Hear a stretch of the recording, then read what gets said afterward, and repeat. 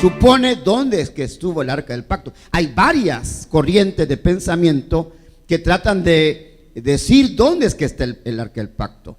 Entonces, una de ellas es la que usted ve en la película esta de En busca del arca perdida, que se suponía estaba en Egipto, que de alguna manera llegó hasta Egipto.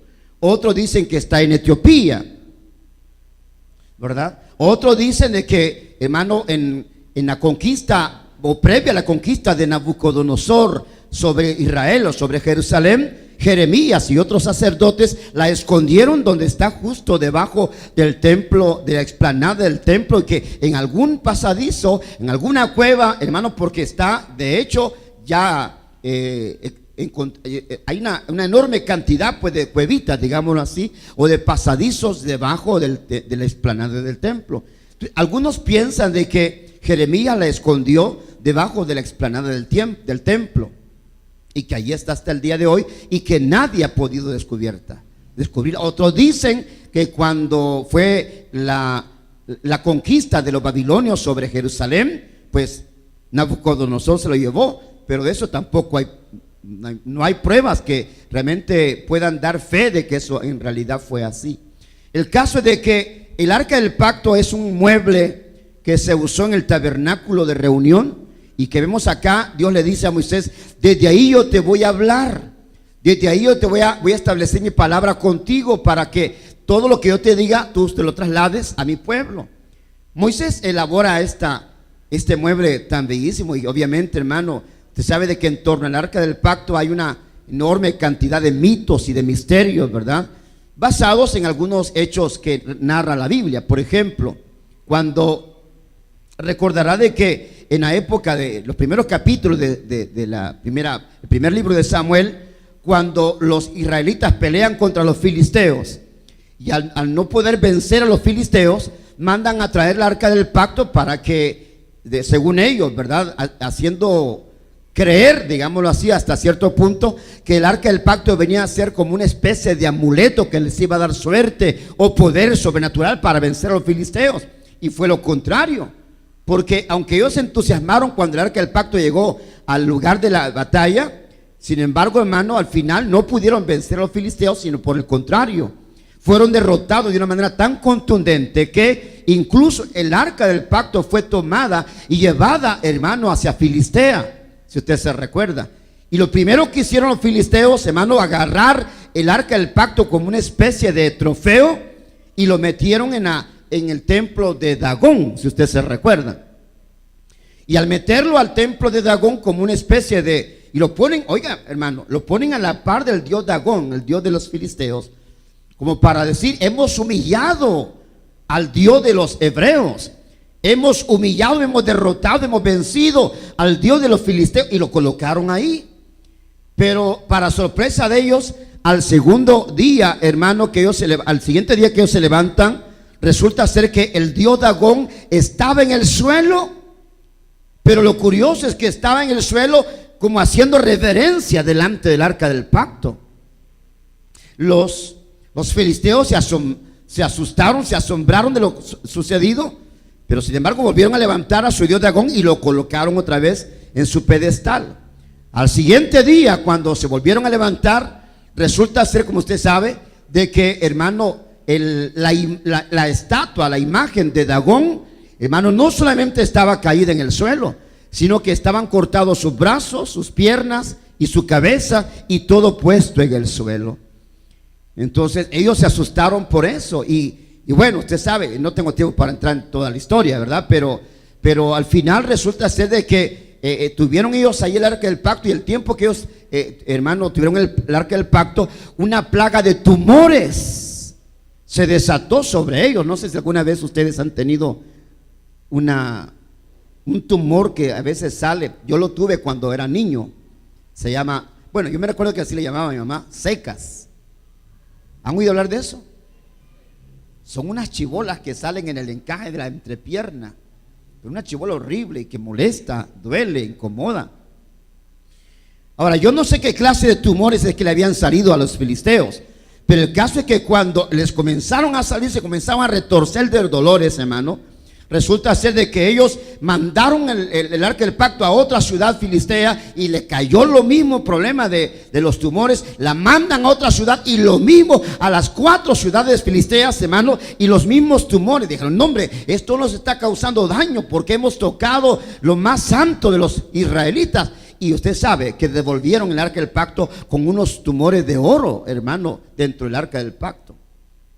Ahora, como dije, todas esas cosas, yo no voy a profundizar en eso, lo estoy relatando porque, pues obviamente en torno al arca del pacto hay muchos mitos, mucho misterio, ¿verdad? Que, por ejemplo, se abona también cuando usted recuerda que David llevaba el arca del pacto y aquel hombre, Pérez Usa, trata de detener el arca del pacto para que no se cayera porque era transportada en una carreta guiada por bueyes y el arca o la carreta se movía, se vibraba, entonces el arca del pacto corría el riesgo que se cayera y Pérez Usa mete la mano para que no se cayera y es fulminado por tocar un objeto santo como era el arca del pacto.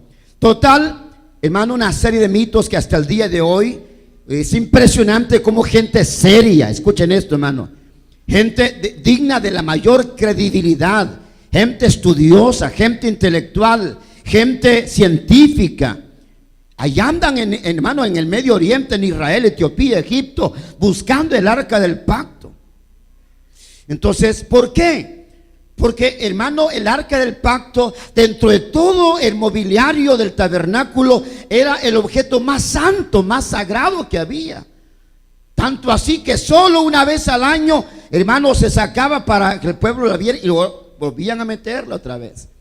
Y el sumo sacerdote y los sacerdotes eran los únicos que tenían la autorización, hermano, para poder tocarla o manipularla. De lo contrario, si alguien más se atrevía a tocar ese objeto, quedaba totalmente fulminado. Conclusión para avanzar en esto. El arca del pacto, hermano, representa el objeto más sagrado dentro del tabernáculo de Dios, en el cual Dios le dice a Moisés, a través de él yo te voy a hablar. Y cuando Dios quería hablar, ¿sabe lo que hacía, hermano? Cuando Moisés andaba por allá, por algún lado, y Dios quería hablar, si usted se recuerda, una columna de fuego se posaba sobre el tabernáculo, pero específicamente sobre donde estaba el arca del pacto, y eso significaba que desde cualquier punto donde Moisés anduviera, si miraba la columna de nube o de fuego en la noche, decía, Dios quiere hablar conmigo. Porque significaba que la presencia de Dios estaba ahí. En conclusión, el arca del pacto representa la presencia de Dios.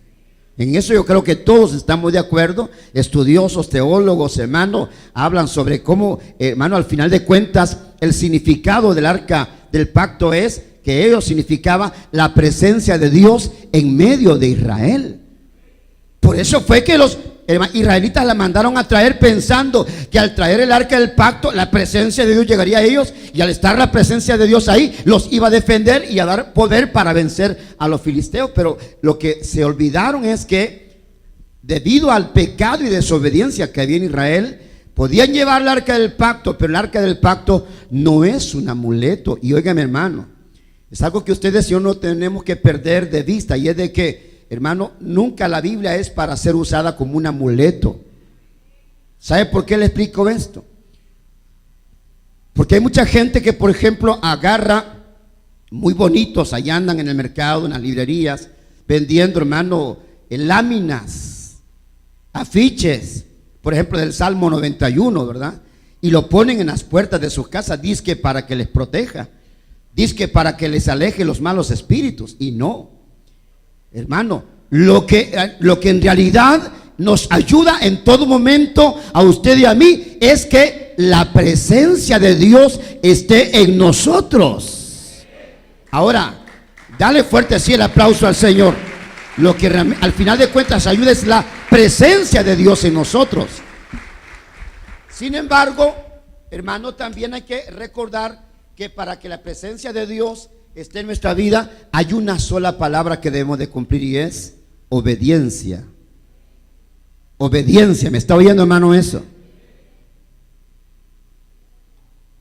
Le digo porque hay gente, como ya lo expresé, de que quiere usar la Biblia como una especie de amuleto y creen que porque anda en la Biblia los va a guardar. Hay gente que anda yo ando la Biblia, hermano, en mi carro, pero no es porque anda la Biblia, Dios me va a guardar el carro, que no se lo roben. Mucha gente se agarra la Biblia, la ponen al frente, ¿verdad? Para que lo guarden los ladrones de los tacuaches, que no le abran nunca nada. No, señor, eso no es así. Usted no puede usar la Biblia como una especie de amuleto o de fetiche, hermano. Lo que lo guarda uno, repito, es la presencia de Dios en nosotros. Y para que la presencia de Dios esté, se requiere de obediencia. Aleluya. Entonces, si el arca del pacto representa la presencia de Dios en nosotros, entonces usted debe de saber de que esa presencia de Dios tiene 3 contenidos, y es lo que queremos precisamente, y Dios quiera que tengamos tiempo para terminar este tema. Por ejemplo, volvamos al libro de Hebreos, capítulo 9, verso 1 que hemos leído. Hebreos 9:1 habla de que el arca del pacto estaba en el lugar santísimo. Dice el verso 3: tras el segundo velo estaba la parte del tabernáculo llamada lugar santísimo, el cual tenía nada más un incensario de oro y el arca del pacto cubierta de oro por todas partes. Viene ahora, dice, en la que estaba una urna de oro que contenía, oiga, ¿qué dice? El maná, la vara de Aarón que reverdeció y las tablas del pacto. Ok, vuelva a leer. Por favor, hermanos. Háganme favor de leer una vez más conmigo. Verso 4, el cual tenía un incensario de oro y el arca del pacto cubierta de oro por todas partes, en la que estaba una urna de oro que contenía el maná, la vara de Aarón que reverdeció y las tablas del pacto. O sea, tenía 3 cosas, dice acá: una urna de oro. ¿Qué más dice? Que la urna de oro contenía el maná, la vara de Aarón que reverdeció y las tablas del pacto. Haceme favor, Miguel, vení, ayuda. Voy a subir acá. Ahora ya. Uy, sí puede, va. Nada, que pesa. Gracias. Por favor, tráemelo así. Tenía una urna de oro que contenía el maná, la vara de Aarón que reverdeció y las tablas del pacto. Ok, veamos, hermano, estas 3 cosas. Primero dice que tenía una urna de oro que contenía el maná. Cuando usted lee, hermano, las escrituras, y le invito a que vaya conmigo, por ejemplo, al libro de Éxodo 16, por favor. Éxodo 16, verso 28 en adelante. Éxodo capítulo 16. Este capítulo 16 narra, hermano, cómo Dios de una manera sobrenatural le da el maná, le da pan a comer. Entonces dice, veamos, verso ¿cuánto le dije? 18, dice así. Éxodo 16, veamos. Verso 15, por favor. Y viéndolo los hijos de Israel se dijeron unos a otros: ¿qué es esto? Porque no sabían qué era. Entonces Moisés les dijo: es el pan que Jehová os da de comer. Es el pan que Jehová os da de comer. Esto es lo que Jehová ha mandado. Recoged de él cada uno según lo que pudiere comer, un gomer por cabeza, conforme al número de vuestras personas. Tomaréis cada uno para los que están en su tienda. Y los hijos de Israel lo hicieron así, y recogieron unos más, otros menos, y lo medían por gomer, y no sobró al que había recogido mucho, ni faltó al que había recogido poco. Cada uno recogió conforme a lo que había de comer. Y les dijo Moisés: ninguno deje nada de ello para mañana. Mas ellos no obedecieron a Moisés, sino que algunos dejaron de ello para otro día, y crió gusanos, y hedió. Y se enojó contra ellos Moisés. Y lo recogían cada mañana, cada uno según lo que había de comer. Y luego que el sol calentaba, se derretía. En el 6º día recogieron doble porción de comida, 2 gómeres para cada uno. Y todos los príncipes de la congregación vinieron y se lo hicieron saber a Moisés. Él le dijo: esto es lo que ha dicho Jehová: mañana es el santo día de reposo. El reposo consagrado a Jehová. Lo que habéis de cocer, cocedlo hoy, y lo que habéis de cocinar, cocinadlo. y todo lo que os sobrare, guardadlo para mañana. Ellos lo guardaron hasta la mañana, según lo que Moisés había mandado, y no se engusanó ni hedió. Y dijo Moisés: comedlo hoy, porque hoy es el día de reposo para Jehová, hoy no hallaréis en el campo. 6 días lo recogeréis, mas el 7º día es día de reposo, en él no se hallará. Y aconteció que algunos del pueblo salieron el 7º día a recoger, ¿y qué dice ahí? No hallaron. Y Jehová dijo a Moisés: ¿hasta cuándo no querréis guardar mis mandamientos y mis leyes? Mirad que Jehová os dio el día de reposo, y por eso en el 6º día os da pan para 2 días. Estése pues cada uno en su lugar, y nadie salga de él en el 7º día.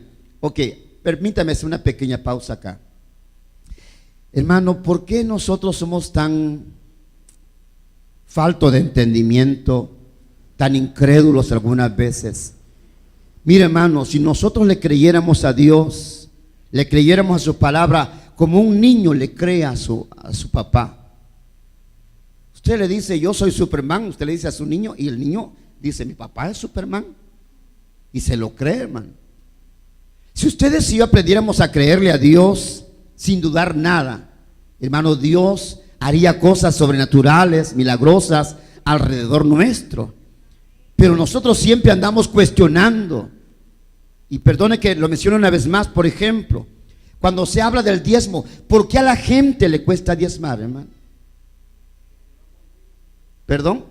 Porque no confía. Ay, si después me hace falta, si yo necesito. Y nos cuesta creer cuando Dios dice: probadme en esto, si no os abriré las ventanas del cielo y os daré hasta que sobreabunde.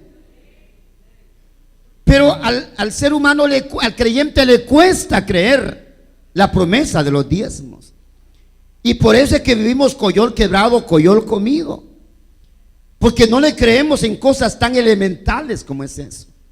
Le decimos: Señor, tuya es mi vida, también mi corazón, lo único que no es tuyo es mi bolsa o mi Señor.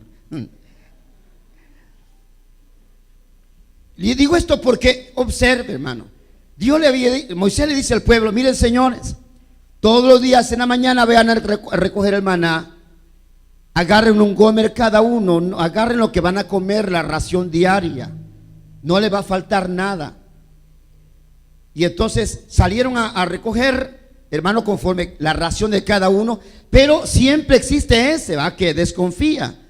Yo voy a agarrar un poquito más, porque no va a ser que mañana no caiga, no va a ser que mañana no lleve maná, y así por lo menos tengo ahí mi puchito guardado, hermano. Y guardaron un poquito. ¿Y qué pasó al día siguiente con ese poquito que habían guardado? Se había engusanado y comenzó a heder. Ahora, hermano, si Dios, he dicho tantas veces desde este púlpito, cuando Dios le dé una promesa, usted abrácela, aférrese a ella, porque cuando Dios le da a usted una promesa, nada ni nadie se la puede quitar. Solo agárrela, apropiésela, porque es suya, y lo que es de Dios para usted, nadie se lo puede quitar. Aleluya. Digo, porque, hermano, Moisés le dice, verso 28, y Jehová dijo a Moisés: ¿hasta cuándo no querréis guardar mis mandamientos y mis leyes? ¿Por qué sos tan duro? ¿Por qué sos tan cabezón? ¿Por qué no solo obedeces? Si yo he dicho que te voy a sustentar con el maná, lo voy a hacer. Y cuando vino, hermano, al día viernes, para entrar ya al día de reposo, el día sábado, dice: entonces ahora sí, viernes, agarren 2 gómeres, 2 medidas, 2 raciones para el del viernes, y lo que van a cocinar, cocínenlo todo para que quede una ración para el día sábado, porque el día sábado, dijo Dios, el día sábado no va a llover pan, no va a caer pan. Hermano, fíjese de que cuando Pablo habla a los Corintios, dice que las promesas de Dios son en el sí y en el amén. Dios, cuando tiene una promesa, no tiene ambigüedad al decirla o al lanzarla. Cuando usted, hermano, debe leer la Biblia, y cuando lee la Biblia, usted, el Espíritu Santo le dice: esto es para usted, esto es para vos, agárrelo, hermano. Porque las promesas de Dios se cumplen. Lo cantamos algunas veces. Las promesas del Señor mías son. Las promesas del Señor mías son. En la Biblia yo las leo y yo sé que es la verdad. Las promesas del Señor, pero no las echamos, no echamos mano de ellas. Dudamos igual que estos cabezones, hermano. Y oiga lo que dice, verso, ¿qué? Verso 31 dice: y la casa de Israel lo llamó maná. Lo llamó maná porque al principio usted dice, ¿qué es esto? La palabra maná en hebreo significa, ¿qué es esto? Por eso se llama maná. ¿Qué es esto? Porque ellos nunca habían visto semejante cosa. Ahora, dice acá que se describe, hermano, el maná, dice, veamos, mirad que, veamos más adelante. Y la casa de Israel lo llamó maná y era como semilla de culantro, blanco y su sabor como de hojuelas de miel. En otras palabras, era similar al cornflakes, a las hojuelas de maíz de cornflakes. Algo así. ¿A cuánto le gusta el cornflake con leche y con guineo y con miel sabroso? A veces yo en la casa ya he cenado, pero a veces me antoja y agarro, pues qué rico, me encanta. Entonces, hermano, imagínense estos personajes, y está comprobado que esos tienen un alto contenido de fibra, y cuando usted desayuna con cornflake y le agrega a lo mejor un guineíto por ahí, ¿verdad? O alguna frutita, pasas, qué sé yo, no, pero hermano, usted tiene energía para el día. Entonces, esa era la comida, ese era el maná. Hermano, dice que era como semilla de culantro blanco y su sabor como de hojuelas de miel. Tenían que molerlo, hermano, una piedra de molino. Aquí se llama mortero, le dice la Biblia, una piedra de molino. No me pongas así muy cercano, por favor, hijo. Y entonces, hermano, al molerlo lo hacían harina, y al hacerlo harina hacían como una especie de, ¿cómo se llaman unas tortillas que hacen fritas en la época del Día de los Muertos? Hojuelas. Hacían una especie de tortilla grande, ¿verdad? Entonces le echaban mielita, hermano, y a lo mejor andaban con cabras y con ovejas, agarraban un tazón con lechita a chuponear como buenos migueleños que eran ellos, ¿verdad? Y ven adentro con usted peque, ¿va? Felices ellos. Entonces dice el verso 32, y dijo Moisés: esto es lo que Jehová ha mandado, llenad, oiga esto, llenad un gomer de él y guardadlo para vuestros descendientes, a fin de que vean el pan que yo os di a comer en el desierto cuando yo os saqué de la tierra de Egipto. Y le dice, toma, dice el verso 33, y dijo Moisés a Aarón: toma una vasija y pon en ella un gomer de maná y ponlo delante de Jehová para que sea guardado para vuestros descendientes. Es decir, agarraron ellos una vasija, allá en el libro de Hebreos dice, ¿qué dice el libro de Hebreos? Perdonen, una urna dorada, ¿verdad? Una urna dorada, una especie de vasija, pues, o de jarroncito, ¿verdad? A lo mejor era de oro, y ahí había echado un hermano ellos, dice acá, verso 32, y dijo Moisés: esto es lo que Jehová ha mandado, llenad un gomer de él y guardadlo para vuestros descendientes, a fin de que vean el pan que yo os di a comer en el desierto cuando yo os saqué de la tierra de Egipto. Y dijo Aarón, toma una vasija y pon en ella un gomer de maná y ponlo delante de Jehová para que sea guardado para vuestros descendientes. Y agarraron una vasija, hermano, y la pusieron ahí en el arca del pacto como testimonio del poder, de la grandeza de Dios, de la capa. Escuchen esto, hermano, porque aquí prácticamente voy a ir concluyendo. Por eso le decía yo, hablar de esto es tan profundo, hermanos, y es tan fascinante, tan maravilloso, porque cuando hablamos del maná, yo estoy hablando, hermano, estamos hablando en una sola palabra de la manera, óigame bien por favor, hermano, de la manera sobrenatural en la cual Dios sabe sustentar a su pueblo. ¿Alguien me oyó lo que acabo de decir? Hablar del maná, estamos hablando, repito, de la manera sobrenatural en la cual Dios puede sustentar a su pueblo. Ahora, escúchenme esto que le voy a decir, hermano, y aquí voy a ir cerrando. Vamos a hablar de la vara de Aarón en la siguiente oportunidad. Pero es que es un tema que no podemos ir a la carrera. Es fascinante pensar en estas cosas. Porque mire, hermano, estamos hablando de que cuando usted lee ese capítulo 16, perdone, hágame favor de ir conmigo cuando Dios le da el maná. Este capítulo 16. Estamos hablando, hermano, de que ellos están en el desierto y tienen hambre.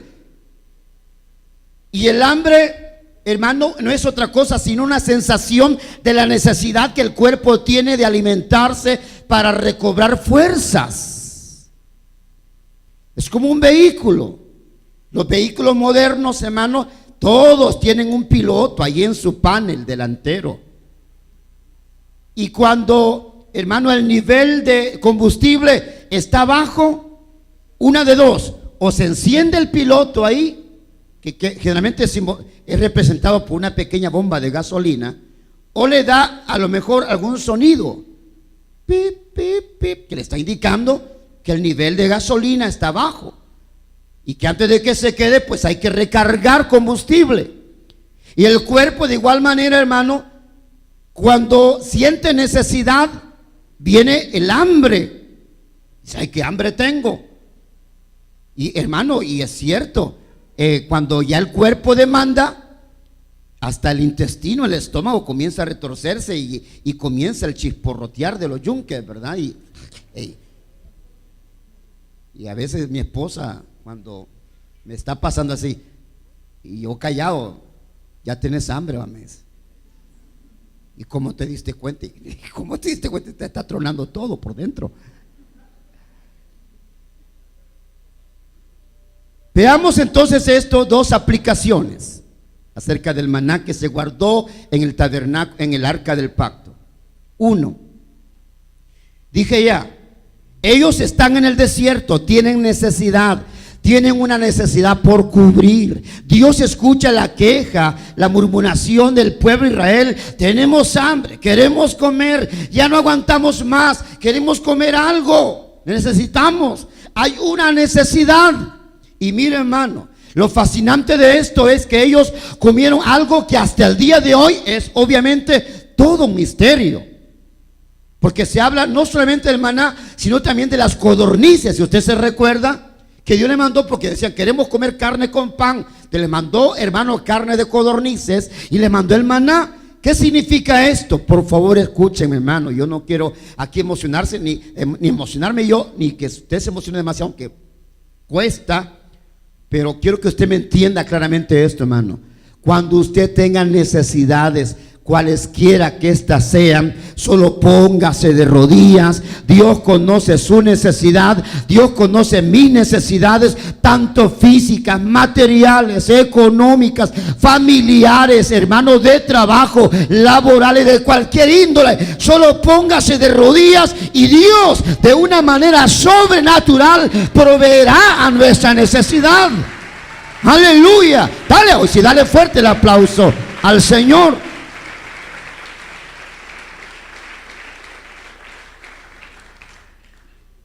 ¿Qué es esto? Así se llamaba, eso significaba maná. ¿Qué es esto? ¿Por qué? Porque nunca nadie ha podido disfrutar de eso. Único que, hermanos, solamente los israelitas lo disfrutaron. Ellos disfrutaron de esa experiencia. ¿Y por qué le digo esto, hermano? Porque cuando usted tiene una necesidad, Dios, de donde menos usted se imagina, hermano, proveerá a nuestras necesidades. Y usará lo que sea necesario para proveernos a nosotros, hermano. Mire, de nuevo, usted lo que tiene que hacer, sabiendo de que Dios tiene un sustento, de que Él conoce nuestras necesidades. Así lo dijo incluso el Señor. Miren las aves del cielo, decía. Ni siembran ni recogen en graneros, y vuestro Padre Celestial las alimenta. ¿No valéis más vosotros que ellas? ¿Cuánto más nuestro Padre Celestial dará a nosotros lo que le pidamos, hermano? Pero ojo, tenga cuidado de no pedir cosas que no son debidas. Como hemos leído en otras oportunidades en la primera carta de Juan, ¿verdad? Cuando el apóstol Juan dice: y si pedimos alguna cosa conforme a su voluntad, Dios nos oye. Y si sabemos que Él nos oye en cualquier cosa que le pidamos, entonces dice Juan, sabemos que tenemos las cosas que le hemos pedido.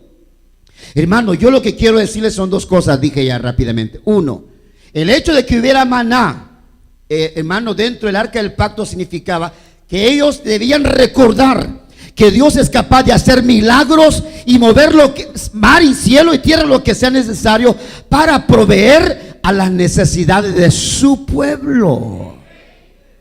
Él puede proveer. De hecho, uno de los nombres de Dios es ese, Jehová Jireh.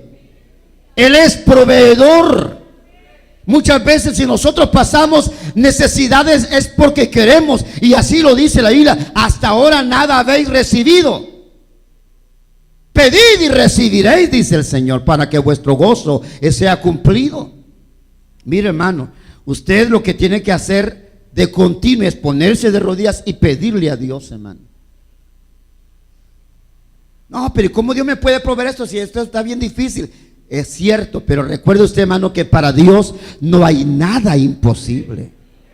No hay nada imposible, absolutamente nada imposible. Dios es capaz de proveer, hermano, de donde nosotros menos nos imaginamos. Lo que pasa es que, escuchen esto, y espero, tengo todavía unos minutos más. Le voy a recordar aquella famosa anécdota de la vaca. Usted ya la ha oído, yo creo, ¿verdad? La oveja, la anécdota de la vaca, ¿sí? Pero para los que no, los que ya la saben puede que le aburra, pero los que no, de todas maneras, si ya la saben, no se aburra. Relata la anécdota de que un monje andaba con un alumno enseñándole los valores y cosas espirituales. Y llegaron hasta una casa muy pobre, muy humilde, una choza, láminas, cartón, qué sé yo, plásticos. Y llegaron ahí y el monje entró y bueno, pidió ayuda para que se le sustentara. Está bien, pasen adelante. Y dentro de su pobreza, la gente que vivía ahí, el matrimonio que vivía ahí, los atendieron, les ayudaron, pero ellos asombrados de la pobreza, de la miseria en que vivían. Y no soportaron la curiosidad y le dicen, ¿y cómo hacen para sobrevivir dentro de esta pobreza? Le dice el dueño, el señor de la casa, es que gracias a Dios tenemos una vaca a la cual le sacamos leche, y la leche pues la hacemos queso, mantequilla, y de ella subsistimos, de la vaquita. La vaca era su único sustento, su fuente de sustento. Y bueno, el monje se quedó analizando aquello y el alumno también. Se levantaron temprano, muy temprano, el monje para irse con su alumno, y entonces viene el monje tibetano y le dice al alumno, ven para acá. Dice, yo digo, ¿dónde estaba la vaca? Le dice, mira este precipicio, arroja la vaca al precipicio. Pero maestro, ¿cómo tú que me pides que haga semejante cosa cuando sabes que es la única fuente de sustento para esta familia tan pobre, tan miserable, y me estás pidiendo que mate la fuente de sustento? Hazlo. Y aunque el alumno no entendió, pero por obediencia, qué barbaridad, echando rayos y centellas, pero obediente, al final y la vaca se murió. Vámonos, dijo, y se fueron. A la vuelta de algún tiempo, de algunos 2-3 años, regresaron de nuevo el monje con el alumno a aquel lugar. Pero para sorpresa de ellos, ya no había una chocita miserable, herrumbrosa, sino que había una casa bien bonita, construida, pintada, con ciertas comodidades y lujos. Y bueno, y sorprendidos, ¿no? Y llegan y dice, disculpen, nosotros estuvimos algún tiempo, no sabe de dónde se fue la familia que antes vivía acá, que vivían en una chocita, en una casita muy miserable. Ustedes son los monjes. Sí, sí, ¿verdad? Y ya se reconocieron. Pase, por favor. Ustedes, sí, nosotros somos, pasen, por favor. Y entonces se sentaron y admirados de aquella construcción, dice, pero ¿cómo es que esto está ahora así? Y el estudiante, el alumno, mucho más asombrado, más sorprendido. Y entonces le dicen los dueños de la casa, es que ¿Se recuerdan aquella noche que ustedes estuvieron acá? Sí, dice. Alguien empujó a nuestra vaca a al precipicio, se murió y se acabó nuestra forma de sustento. Como teníamos un pequeño terreno y algunos granos por ahí, comenzamos a sembrar para poder cultivar y comer, y en efecto cultivamos, y lo poquito que nos sobró fuimos al mercado, lo vendimos, nos fue bien, seguíamos sembrando más, vendíamos más y seguíamos sembrando, vendíamos más, y entonces fuimos creciendo, nuestras ganancias fueron creciendo, así es que ahora somos gente adinerada y hemos podido construir esta casa. Pero todo eso, decían ellos, quizás no hubiera sido posible si hubiéramos seguido atenidos a la vaca. La pregunta sería, ¿a qué vaca usted está atenido? ¿La vaca del tío que está en Estados Unidos? ¿La vaca del CDI?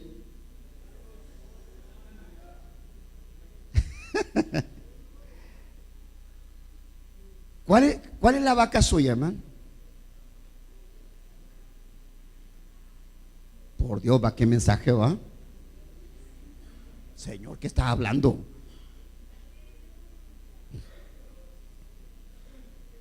Hay gente que está atenido a alguien o a algo, aferrado a algo, y nos olvidamos que Dios es capaz de hacer milagros y provisiones sobrenaturales de donde nosotros menos nos imaginamos. Aleluya.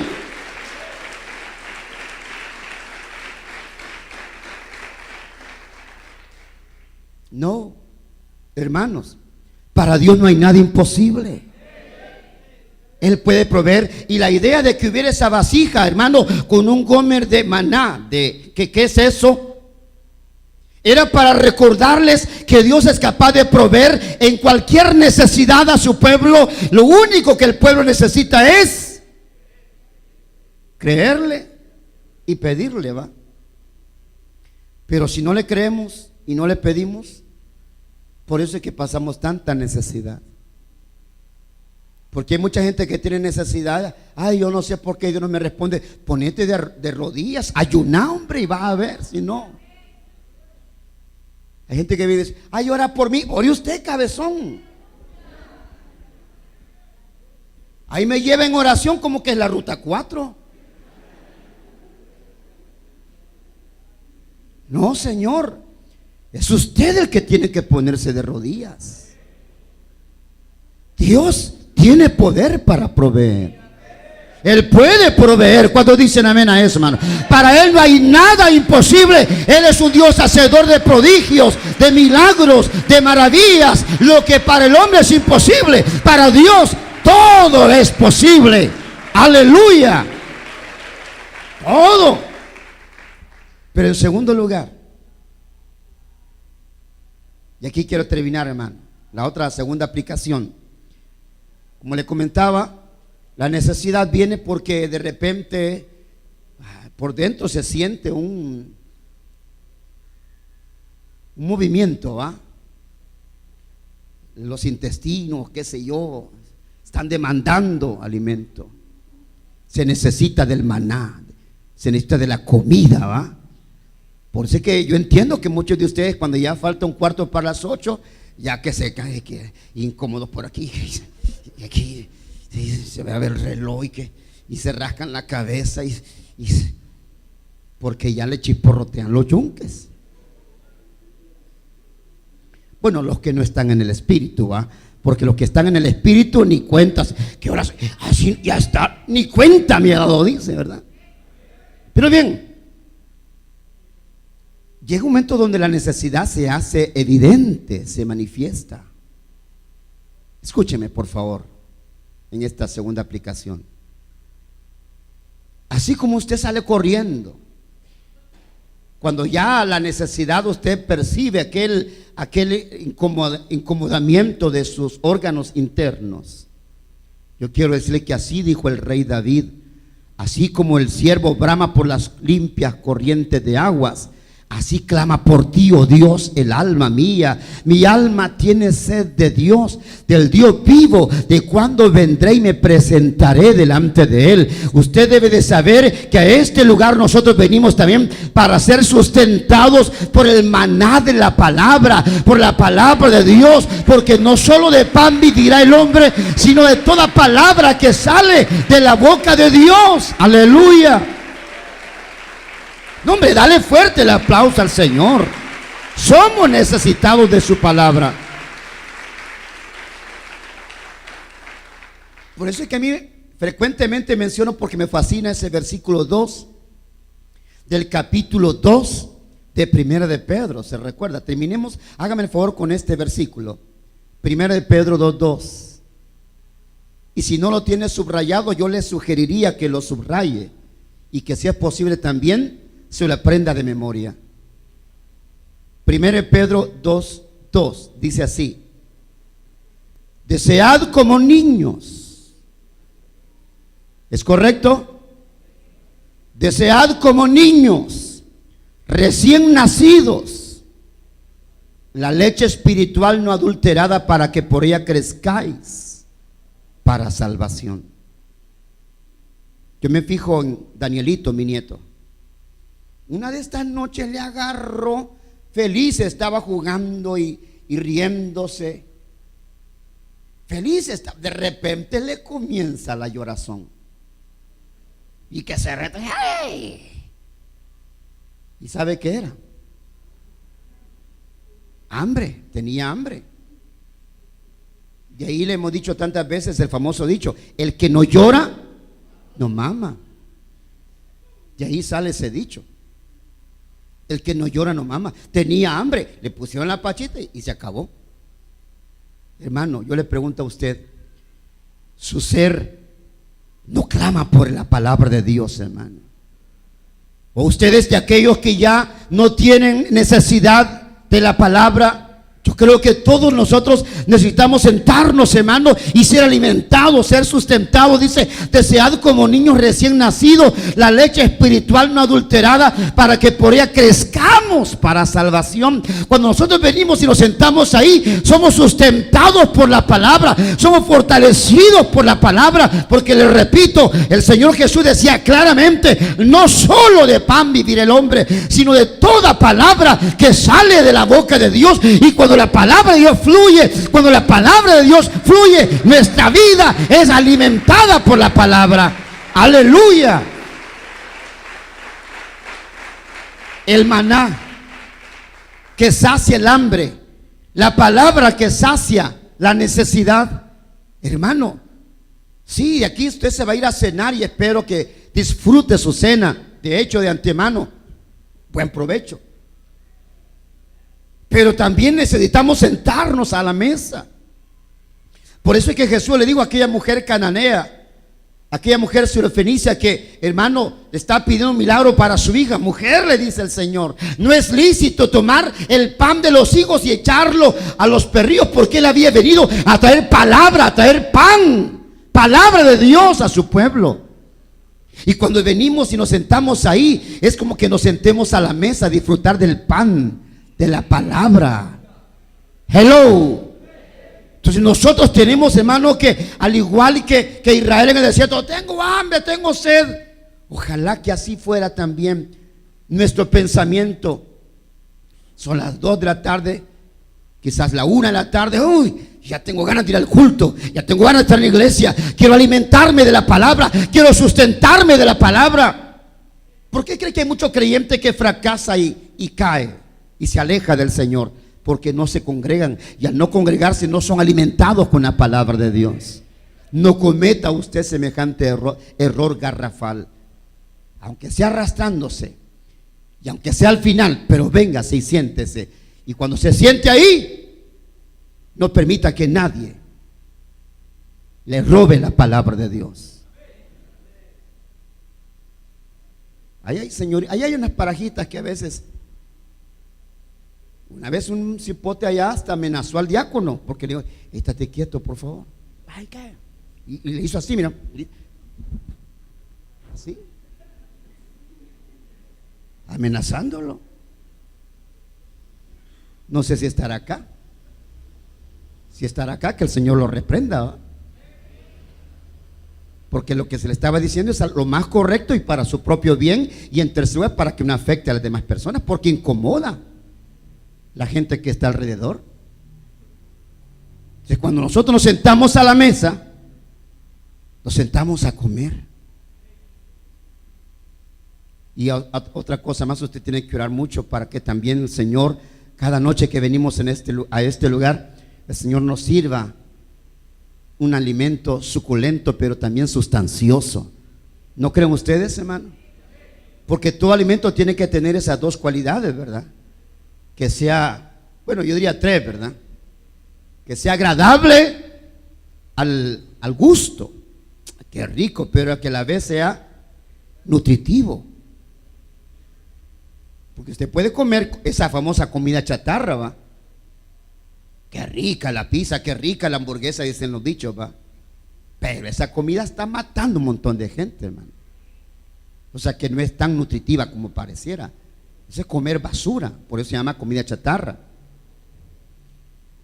Pero la otra comida también tiene que ser, además de ser buena al gusto, también ser nutritiva, pero también ser agradable a la vista. Porque como dice el otro dicho por ahí, la comida entra por la vista. Cuando uno se sienta en algunos lugares, dice así: qué rico se mira eso, dice, ¿verdad? Qué rico, y desde que usted la ve, se apetece. Y cuando usted la prueba, si tiene buen gusto, sabroso está. Pero si está bien cocinado nutritivamente, entonces le va a sentar bien, le va a caer bien a su cuerpo. Conclusión: ustedes y yo tenemos que orar para que el Señor, cada vez que vengamos a la mesa, nos tenga preparado buena comida, ¿verdad, hermano? Buena comida. Yo, como soy el cocinero, espero elaborar buena comida, pero usted dirá si realmente le satisface. Si le satisface, entonces por favor tenga buen provecho, ¿verdad? Dijéralo bien.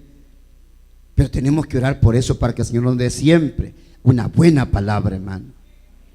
Tener maná, hermano, satisfacer nuestras necesidades personales. Y el maná, el maná vino como respuesta. Pues, queremos hambre, tenemos necesidad, nos desfallecemos. Señor, danos. Y le reclamaron a Moisés. Y Moisés, ¿a quién le iba a reclamar? Sino al Señor, quiere comer esta gente. Ahí le va el maná. Y venía el maná, cosa que nunca habían probado. Dios es capaz de proveer de donde nosotros menos nos imaginamos. ¿Quiere cerrar sus ojos un momento en esta noche?